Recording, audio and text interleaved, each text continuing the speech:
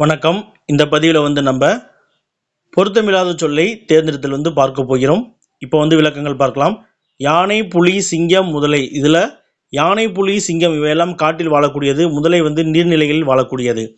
மலர், அரும்பு, மொட்டு இவை மூன்றும் மலரின் நிலைகளில் ஒன்று. பணம் பொருத்தமற்றது.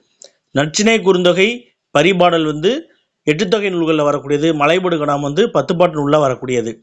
தூது, உலா, பல்லு இவை எல்லாமே சிற்றிலக்கியங்களில் வரக்கூடியது. குயில் பாட்டு மட்டும் தற்கால இலக்கியத்தில் வரக்கூடியது. சேரர், சோழர், பாண்டியர் மூவேந்தரில் வருவாங்க. மராட்டியர் மூவேந்தர்களில் வரமாட்டாங்க. கருமை, வெம்மை, செம்மை இவை நிறத்தை அடிப்படையாக கொண்டது. தாய்மை நிறத்தை அடிப்படையாக கொண்டதல்ல.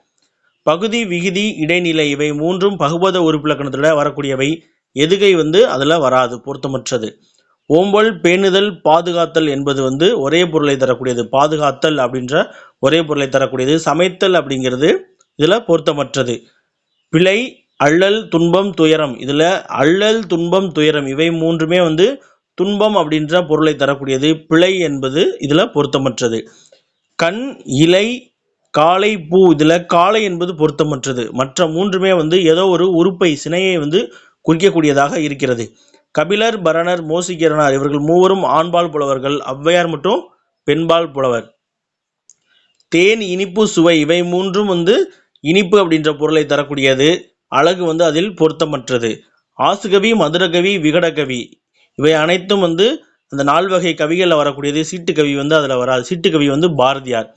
தத்தை என்றால் மயில் என்று பொருள்.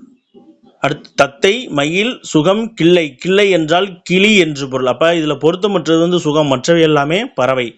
குட்டி, கன்று, குஞ்சு, குழந்தை இதில் குழந்தை உயர்திணை. மனிதனுக்கு இளமை பெயர் தான் குழந்தை. மற்றவை எல்லாமே அக்ரிணை பொருளுடைய இளமை பெயரை குறிக்கக்கூடியதாக இருக்கும். நன்றி.